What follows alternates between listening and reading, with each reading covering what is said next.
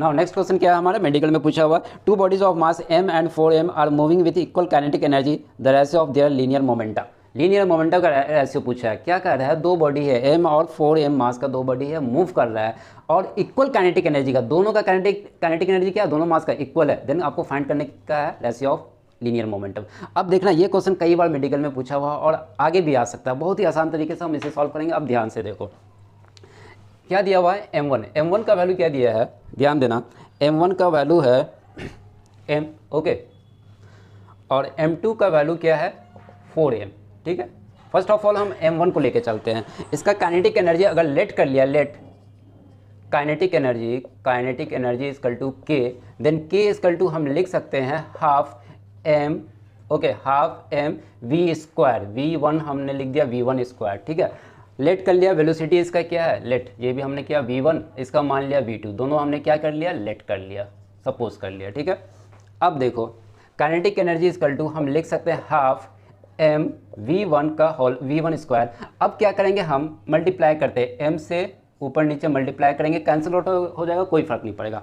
देखो आगे फिर kinetic energy equal to half, ये m यहाँ पे लिख देंगे तो m v का होल स्क्वायर लिखे डिवाइडेड बाय m।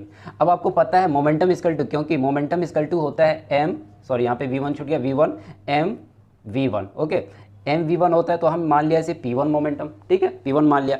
इसका वैल्यू हम क्या करेंगे यहाँ पे पुट कर देते हैं, तो काइनेटिक एनर्जी इक्वल टू हो लिख सकते हैं हम m, सॉरी यहाँ पे हम लिख देते हैं डायरेक्ट p1 का स्क्वायर डिवाइडेड बाय 2m, ठीक है। इसे इक्वेशन नंबर हम 1 सपोज लेट कर लिया।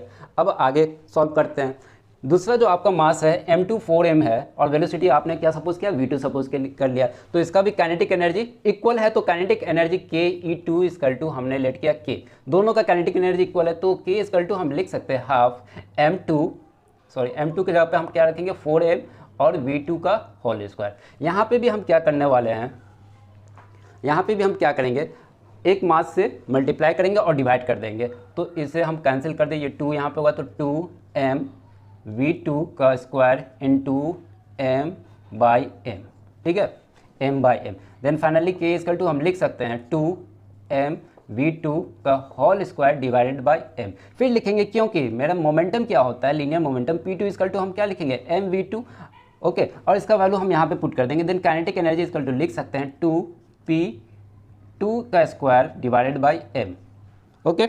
अब देखो इसे मान लिया हम इक्वेशन नंबर 2, दोनों को क्या करेंगे आपस में डिवाइड कर देंगे, या तो हम डिवाइड भी कर सकते हैं या दोनों को बराबर लिख सकते हैं, इक्वेशन 1 इक्वल टू इक्वेशन 2, तो हम यहाँ पे लिख रहे हैं 1 इक्वल टू 2 हो सकता है, क्योंकि दोनों का काइनेटिक एनर्जी सेम है, तो हम लिख सकते हैं p1 square divided by 2m equal to 2p2 square divided by m। यहाँ से m कैंसिल आउट हो गया, ये p2 को इधर ले आएंगे तो क्या होगा p1 by p2, okay, p2 और होल स्क्वायर कर दो पूरे पे, और यहाँ से ये 2 इधर चला जाएगा तो क्या होगा 4 हो जाएगा। फाइनली हम लिख सकते p1 by p2 equal to, अब इसका रूट जाएगा, रूट होगा तो क्या होगा 2 रह जाएगा और नीचे 1, यानी कि ऑप्शन नंबर हमारा कौन सा करेक्ट है 2:1, ऑप्शन नंबर ए हमारा करेक्ट ऑप्शन है, ओके। काफ़ी आसानी तरीके से ये सॉल्व हो गया।